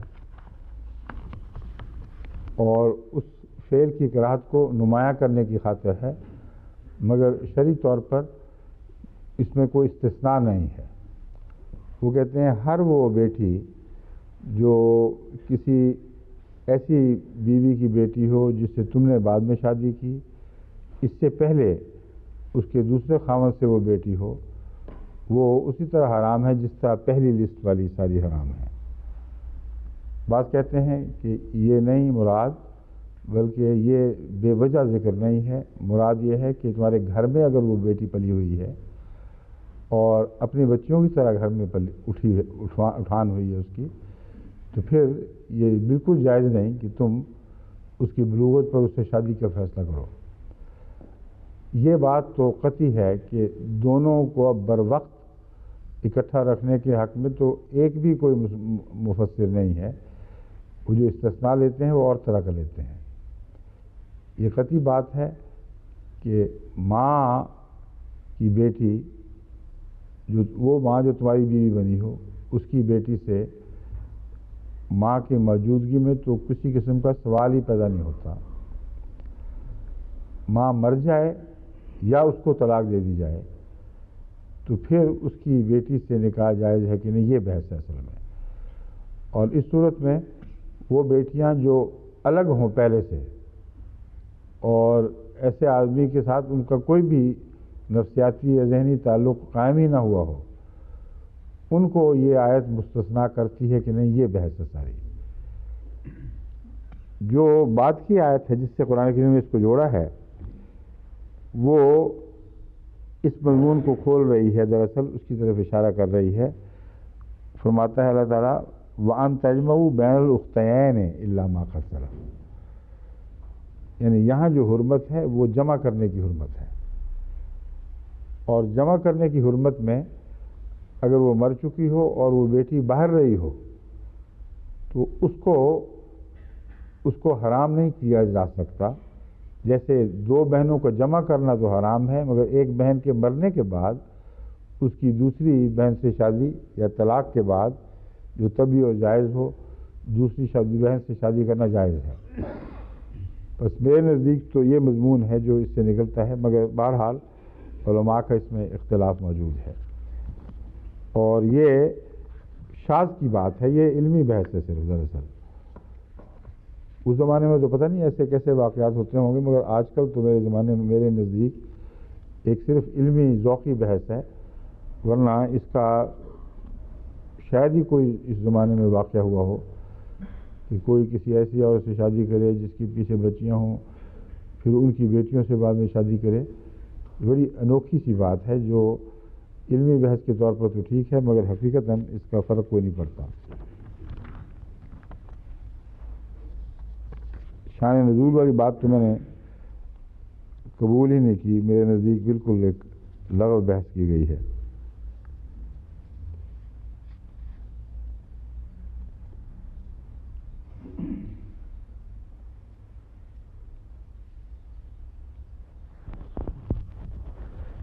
یہ ربائب کی جو بحث ہے لغوی، اس کا اس مضمون سے تعلق ہے یا نہیں ہے یہ آپ دیکھ لیں، مگر جو علماء نے مختلف معنی بیان کیے ہیں ربائب لفظ کے مادے کے، وہ کہتے ہیں ربیت العدیمہ بالسمن والدواء بالاصل، کہ میں نے چمڑے کو مکھن لگا کر یا چکنائی لگا کر رگڑ رگڑ کر نرم کر دیا اور دوا میں شہد ملا کر اسے قابل استعمال بنایا۔ اب اس روایت سے کیا تعلق ہے اللہ بہتر جانتا ہے، میرے ذہن میں تو کوئی تعلق نظر نہیں آ رہا۔ وہ بیٹیاں جو کسی اور کی ہوں ان کو روایت کہنے میں یہ مکھن لگا کر نرم کرنا اور شہد میں دوائی میں شہد ملا کر جو کڑوی ہو شہد کا ستیہ ناش کرنا، یہ کہاں سے آ گیا اس میں؟ ہمارے ہاں بہت شوق ہے حکیموں میں، وہ بڑے بڑے مزدار گلقند بناتے ہیں اور کئی قسم کی چیزیں، نہ وہ گل رہتا ہے نہ وہ قند رہتی ہے، کڑوی بدمزہ چیز۔ اور اسی طرح ہر کڑوی بدمزاج بدخلق دوائی کو میٹھے ڈال ڈال کے ٹھیک کر رہے ہوتے ہیں اپنی طرف سے۔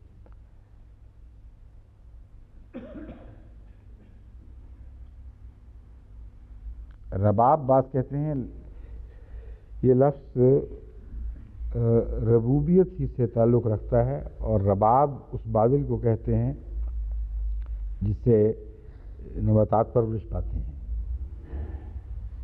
تو ربائب سے مراد غالباً یہ تعلق اس کا ہو سکتا ہے کہ وہ بیٹیاں اللاتی فی حجورکم، کہ جو تربیت کے لحاظ سے تو تمہاری بیٹیاں بن گئی ہیں، تم نے ان کی پرورش میں حصہ لیا، گویا وہ بادل ہو جس سے نباتات نشو و نما پاتی ہیں، مگر تم سے پیدا نہیں ہوئیں، پیدا کسی اور سے ہوئی ہیں۔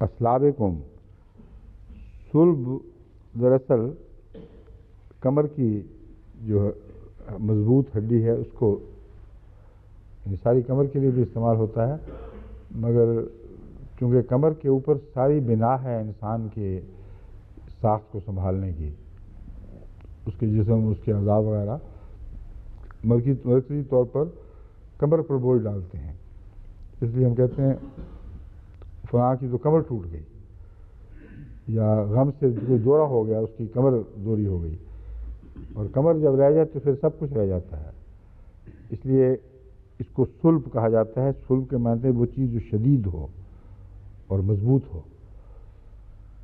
تو اسلابکم سے مراد ہے کہ تمہاری اپنی نسل سے۔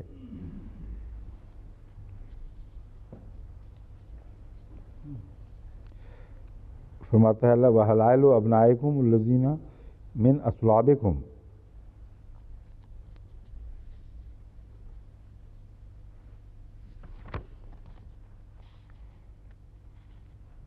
صلب اور استلاب ہڈیوں سے گودا نکالنے کو بھی کہتے ہیں۔ تو چونکہ اولاد جو ہے وہ دراصل ہڈیوں کا نچوڑ ہے، اس لیے اسلابکم میں اولاد وہ اولاد جو تمہارے اپنے خون کا حصہ، تمہارے ہڈیوں کا وہ نچوڑ ہے۔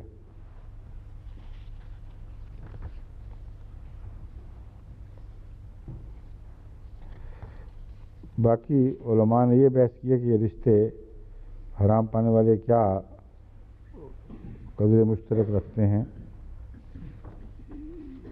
یہ تو بالکل ظاہر و باہر ہے، میرے خیال میں اس میں کسی تفصیلی وقت صرف کرنے کی ضرورت نہیں ہے۔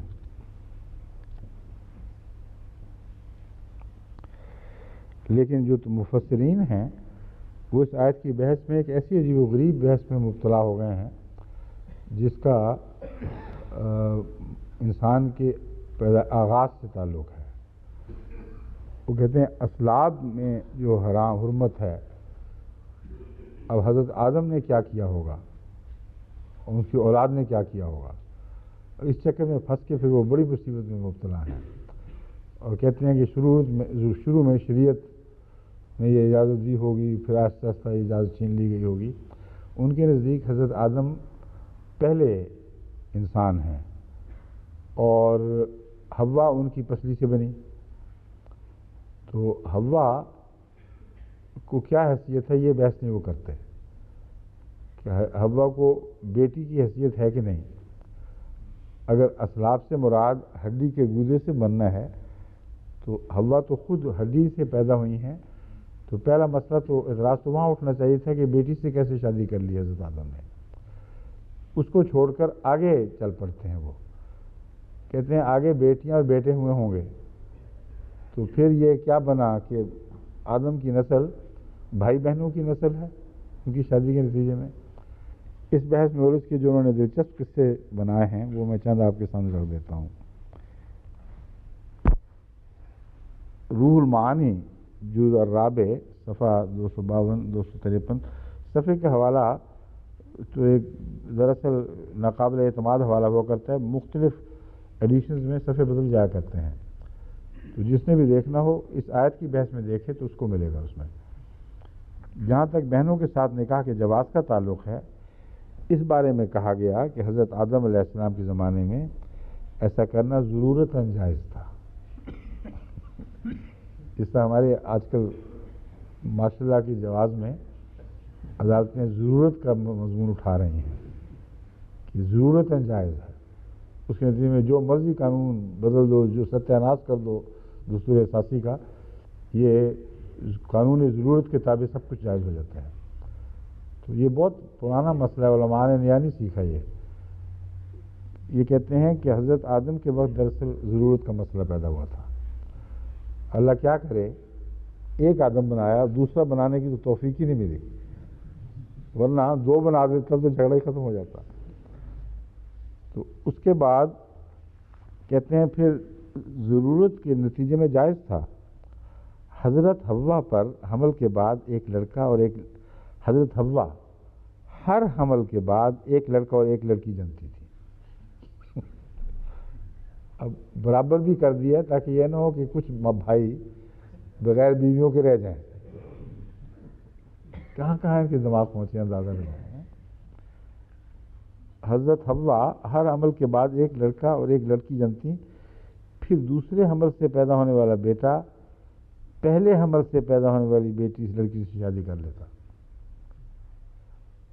اور پہلے حمل سے پیدا ہونے والا لڑکا دوسرے والے حمل سے شادی کر لیتا۔ یہ چھوڑ دیا، یہاں عمر کا فرق ٹھیک کرنے کی خاطر انہوں نے یہ طریقہ نکالا کہ دونوں بہن بھائی ایک ہی حمل سے ہوں اور عمریں بھی برابر ہوں۔ یہ تو ٹھیک نہیں لگتا، ہم تو چاہتے ہیں کہ مرد کی عمر بڑی ہو عورت کی کم ہو۔ تو کہتے ہیں دوسرے حمل سے پیدا ہونے والا لڑکا ہے، یہ لڑکا لکھا ہوا ہے یا لڑکی، معاف کریں الٹ ہو گیا بات، اور بھی پھر دوسرے حمل سے پیدا ہونے والا بیٹا پہلے حمل سے پیدا ہونے والی لڑکی سے شادی کر لیتا۔ یہ الٹ ہو گیا قصہ، لڑکا چھوٹا ہوتا اور بیوی بڑی ہوتی، یہ ابتدائی دستور تھا۔ اور اگر اس صورت میں ایک تو جوڑا بہرحال لڑکا بڑا ہو جاتا جو پہلے تھا، اور لڑکی جو بچی ہے اس میں وہ بات وہی بنی ہے دراصل، لیکن یہ دوسرے طریقے سے کہی گئی ہے۔ بعض مسلمان اس رائے کو تسلیم نہیں کرتے، بڑی معقول بات نظر آتی ہے، دیکھیں نا، کہتے بعض مسلمان بالکل تسلیم نہیں کرتے، پر وہ حل کیا پیش کرتے ہیں، وہ حل سن لیجئے۔ وہ کہتے ہیں کہ اللہ تعالیٰ نے جنت سے حوریں بھیجی تھیں،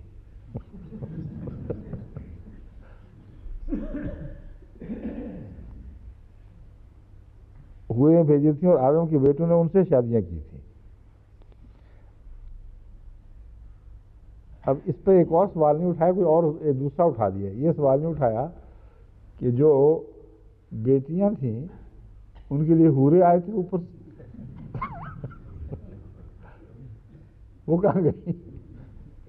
حور کا تصور چونکہ علماء کے نزدیک محض زنانہ تصور ہے، اس لیے وہ بچوں کا لڑکوں کا تو مسئلہ حل کر گئے، وہ بیٹیاں جو بیچاری بیٹھی رہ گئیں ان کا کیا حال تھا وہ نہیں بتاتے کچھ، مگر ایک اور سوال اٹھا دیتے ہیں۔ اس کی تردید یوں کی جاتی ہے کہ اس صورت میں یہ نسل محض آدم کی اولاد نہیں ہوگی، بس یہ عقیدہ بالاجماع غلط ہے۔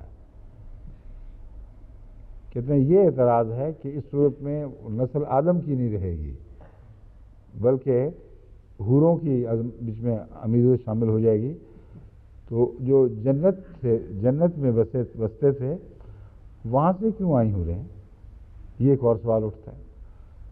انہی علماء کا عقیدہ تو یہ ہے کہ حضرت آدم جنت میں پیدا فرمائے گئے تھے اور اس جنت سے پھر خدا کی ناراضگی کے نتیجے میں نکالے گئے، تو جو حوریں آئندہ بچوں کے لیے دینی تھیں وہ ساتھ ہی بھجوا دیتا ہے اللہ تعالیٰ، مسئلہ تو پہلے ہی پیدا ہو چکا تھا۔ تو یہ ڈھکوسلے جو ہیں ان کا کوئی پاؤں نہیں ہوتا۔ اس سے پتہ چلتا ہے یہ قرآن کی عظمت کی دلیل ہے، اس لیے میں آپ کو بتا رہا ہوں کہ قرآن کا زمانہ ان علماء کے زمانے سے بہت پہلے کا ہے۔ یہ جو علماء ہیں یہ سینکڑوں سال بلکہ بعض ہزار سال بعد پیدا ہوئے ہیں، اور اس وقت کے مجموعی انسانی علم کے باوجود ان کی ذہنی کیفیت یہ تھی، اس قدر وہ قصے کہانیوں میں بسنے والے الجھے ہوئے ذہن تھے کہ معمولی عقل کی باتیں بھی ان کے دماغ میں سماتی نہیں تھیں، ان کی مجبوریاں تھیں، وہ زمانہ پاگل تھا اور اسی زمانے کی پرورش تھے۔ تو یہ میں محض آپ کو لطیفوں کے طور پر نہیں بتا رہا، میں یہ موازنہ کرنا چاہتا ہوں کہ دیکھو کتنا عظیم الشان فرق ہے انسان کی سوچ اور انسان کے کلام میں، جو بڑھتے ہوئے روشن تر ہوتے ہوئے زمانے میں پیدا ہوتا ہے اور ایسی ایسی جہالت کی باتیں کرتا ہے، اور قرآن جو آج سے 1400 سال پہلے نازل ہوا ہے اس میں کوئی بھی اندھیرے کا شائبہ تک نہیں ہے، اور ایسا حیرت انگیز وہ عقل پر مبنی نظام ہے، عقل کل پر اور حکمت پر، کہ اس میں معمولی سا بھی شک کا سایہ نہیں ہے۔ لا ریب فیہ ھدی للمتقین۔ بس یہ جو علماء ہیں یہ قرآن کے اوپر اپنے سائے ڈال رہے ہیں، جبکہ قرآن کسی بد سائے کا نہ محتاج ہے نہ اجازت دیتا ہے۔ رضاعت سے حرام قرار دیے جانے والے جو رشتے ہیں ان میں حضرت عائشہ صدیقہ رضی اللہ تعالیٰ عنہ کی یہ حدیث عام ہے جو معقول اور عین حکمت پر مبنی ہے، اور اسی پر سب کا اتفاق ہے کہ جو کچھ بھی نسبی رشتوں کے تقاضے ہیں، یعنی ماں باپ کی طرف سے جو اولاد پیدا ہوتی ہے اس کے تعلقات کے بین ہی وہی تقاضے رضاعت سے پیدا ہو جاتے ہیں۔ بس رضائی بھائی رضائی بہن کے تعلقات میں مسائل وہی ہوں گے جو حقیقی والد اور حقیقی والدہ کے رشتوں کے تعلق میں پیدا ہوتے ہیں۔ رضاعت ہے کیا؟ اس میں مختلف علماء نے مختلف تصور خیالات پیش کیے ہیں۔ بعض کہتے ہیں ایک گھونٹ بھر کر پی لینا دودھ یہ بھی رضاعت میں داخل ہو جائے گا، اور جو ایک حدیث ہے بخاری کی اس سے پتہ چلتا ہے، وہ بہت ہی واضح ہے اس معاملے میں، اس سے پتہ چلتا ہے کہ رضاعت محض ایک آدھ گھونٹ پلانے سے نہیں بنتی، رضاعت باقاعدہ کم سے کم ایک بار پیٹ بھر کر دودھ پلانے سے پیدا ہوتی ہے، یعنی کوئی ماں سے کسی دوسری ماں سے اس کا جو اندرونی اثرات ہیں وہ اتنے لے لے کہ پورا پیٹ بھر کر اس کا دودھ پیے، اس کے پھر جتنے اثرات ہیں تبھی وہ اس کے جسم کا حصہ بن جائیں، پھر وہ رضاعت کا مسئلہ شروع ہوتا ہے۔ یہ حدیث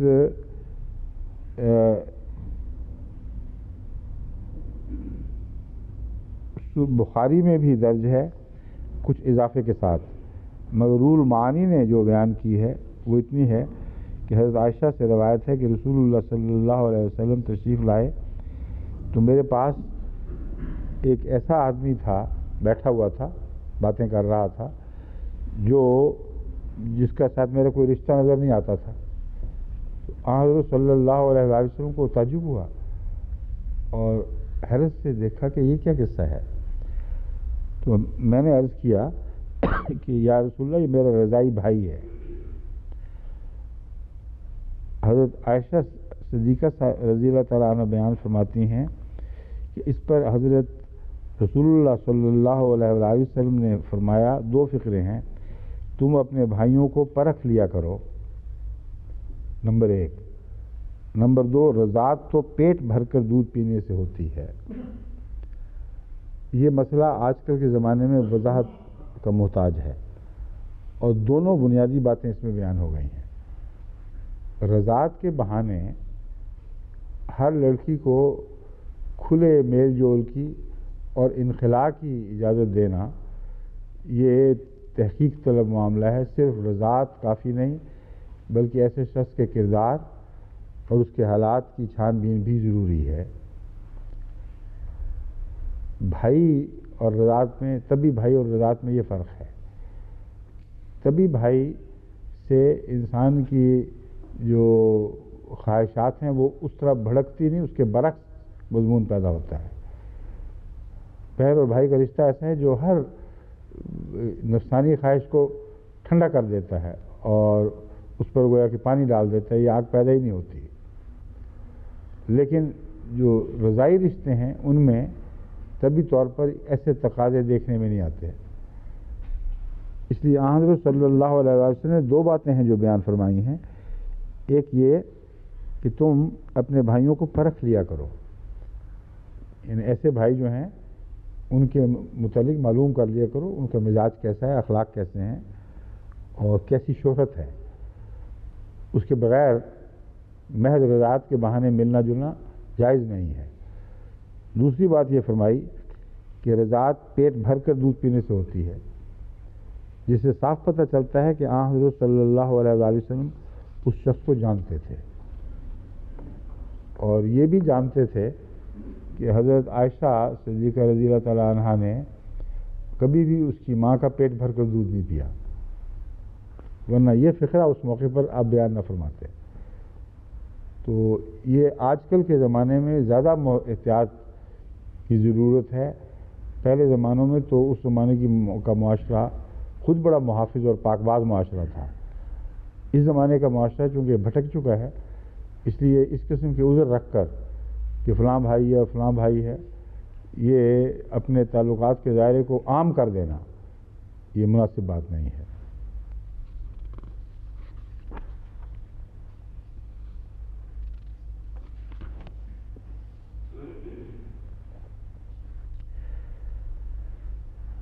اور قاضی ثناء اللہ صاحب پھر وہی احتیاطی تقاضے پورے کر رہے ہیں. کہتے ہیں جو عورتیں ہیں جو حرام ہیں ان میں صرف قریب کی نانیاں نہیں بلکہ بہت دور کی نانیاں بھی شامل ہیں، یعنی پڑنانی بھی شامل ہے، اس لیے احتیاط کیا کرو.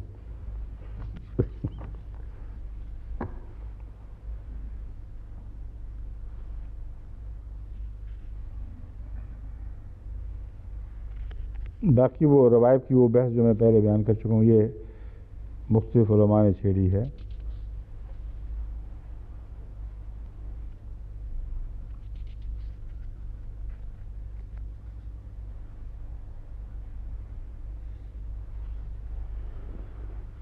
حضرت امام فخر الدین رازی نے بعض علماء کی یہ روایت بیان کی ہے. حضرت مالک بن اوس سے کہتے ہیں مروی ہے کہ حضرت علی رضی اللہ تعالیٰ عنہ نے یہ مسلک اختیار کیا تھا کہ ربیبہ اذا لم تکن فی ہجر الزوج وکانت فی بلد آخر ثم فارق الامہ بعد الدخول فإنه يجوز له ان يتزوج ربیبہ. وہی مسلک میں پہلے بیان کر چکا ہوں کہ ان کے نزدیک اگر وہ اس گھر میں نہ ہو، اس سے مراد صرف یہ نہیں ہے کہ اپنے ہی گھر میں نہ پلی ہو بلکہ اپنے ارد گرد بھی نہ رہتی ہو، مراد ہے اس سے کوئی طبی رشتہ روز ملنے کا نہ ثابت ہو. بس اگر کسی اور شہر میں رہتی ہے، حضرت علی نے یہ مزید احتیاط اس پر بیان کی ہے. تو ایسی صورت میں ماں کے مرنے کے بعد یا علیحدگی کے بعد بھی نہ کہ علیحدگی کے بعد اس سے جائز ہے نکاح. اور اگر اسی شہر میں رہتی ہو اور گھروں میں آنا جانا ہوا ہی کرتا ہے ایسی صورت میں، اس صورت میں اس کا گھر میں پلنے کا مضمون وسعت اختیار کر جائے گا. مراد یہ اس کا آنا جانا تمہارے گھروں میں ہو وہ بھی حرام ہو جائے گی. یعنی اکٹھا بھی نہیں ہو سکتی اور الگ الگ بھی شادی نہیں ہو سکتی.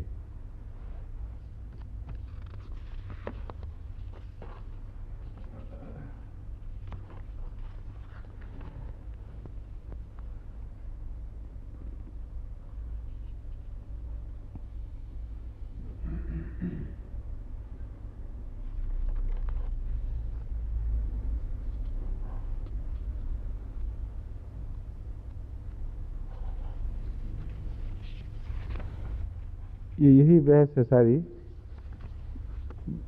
بہت باریک باریک امکانی باتوں پر بحث ہو رہی ہے جو بے تعلق ہیں، اور اس میں زیادہ مزید کسی گفتگو کی ضرورت نہیں سمجھتا میں.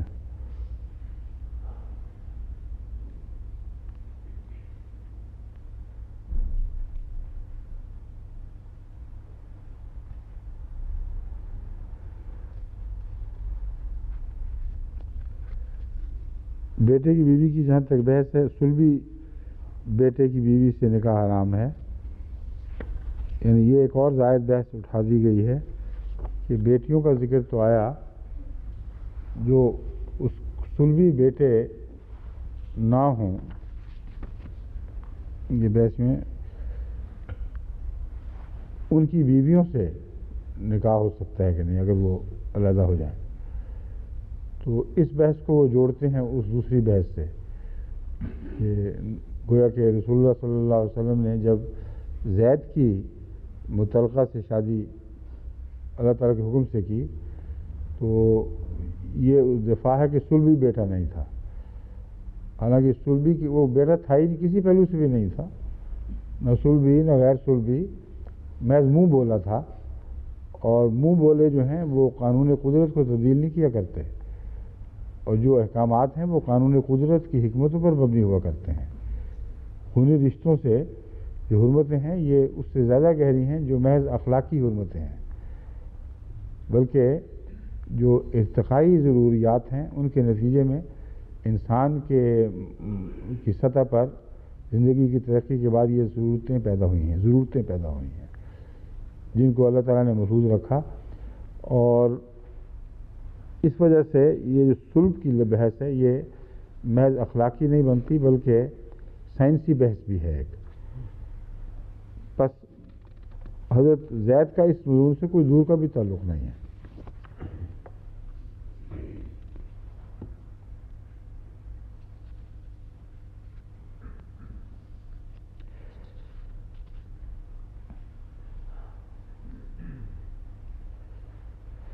ایک اور چیز جو قابل غور ہے وہ یہ بات ہے کہ یہ جو ساری علماء نے بحثیں اٹھا کر ان سے جوڑا ہے اس کی کوئی حکمت سمجھ نہیں آ رہی کہ وہ عرب سوسائٹی جو باپوں کی بیویوں سے بھی شادی کرنا جائز سمجھتی تھی اور بیٹوں کی بیویوں سے بھی جائز سمجھتی تھی، اس نے رسول اللہ صلی اللہ علیہ وسلم پر کیا اعتراض کرنے تھے.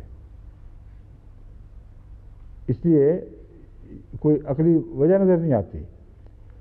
وہ تو حد سے زیادہ حرام کار سوسائٹی تھی، اور اس کے نتیجے اس سوسائٹی سے یہ توقع رکھنا کہ رسول اللہ صلی اللہ علیہ وسلم پر یہ حملہ کرے گی تم اپنے منہ بلے بیٹے کی بیوی سے شادی کر رہے ہو، یہ عجیب بات لگتی ہے. اس لیے میرے نزدیک وہ مضمون مومنوں کے دل میں اٹھنے والے سوالات سے تعلق رکھتا ہے نہ کہ اعتراضات سے. یعنی مومن حضرت صلی اللہ علیہ وآلہ وسلم کی زبان کے اقرار کو بھی اتنی اہمیت دیتے تھے کہ وہ سمجھتے تھے کہ یہ شادی کہ بیٹا گویا بیٹے کے حکم میں آ گیا ہے. اس مضمون کو رد فرمایا گیا ہے کہ بیٹا بیٹے کے حکم میں نہیں آ سکتا اگر قول سے بنا ہو. احسانات کے طور پر تو وہ بیٹا ہی ہے، لیکن جہاں تک شریعت کا تعلق ہے یہ سائنسی حقائق سے تعلق رکھنے والا مضمون ہے، اور ان کے مطابق جو طبی تعلقات ہیں خون کے رشتے یا دودھ کے رشتے، شادی بیاہ کا مضمون ان کے دائرے سے باہر نہیں نکلتا، اس لیے ان احکامات کا اس مضمون سے کوئی تعلق نہیں ہے میرے نزدیک۔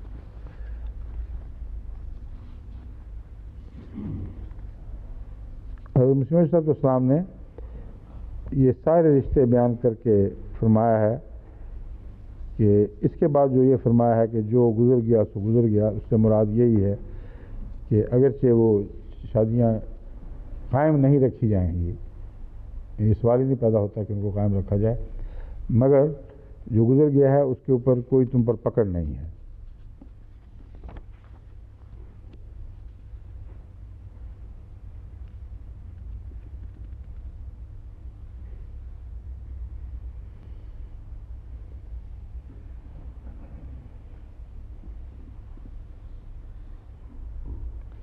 حضرت مسیح علیہ السلام کا یہ حوالہ پڑھ کر، چونکہ وقت ختم ہو گیا ہے، میں اس موضوع کو ختم کرتا ہوں۔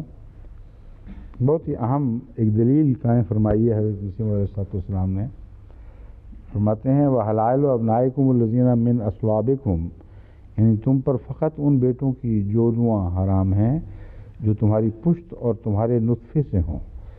پھر جبکہ پہلے سے یہی قانون تعلیم قرآنی میں خدا تعالیٰ کی طرف سے مقرر ہو چکا ہے، اور یہ زینب کا قصہ ایک مدت بعد اس کے ظہور میں آیا ہے، تو اس کے ساتھ ایسا اس کا کیا تعلق ہو سکتا ہے؟ میں یہ جو آیات ہیں یہ پہلے سے آ چکی تھیں، اور زینب کا قصہ تو بعد کا قصہ ہے، تو اب ہر یک سمجھ سکتا ہے کہ قرآن نے یہ فیصلہ اسی قانون کے مطابق کیا جو اس سے پہلے منضبط ہو چکا تھا۔ کسی کی اعتراض کو پیش نظر رکھا ہی نہیں ہے، قرآن تو یہ فیصلہ دے چکا تھا کہ صلب والے حرام ہیں صرف،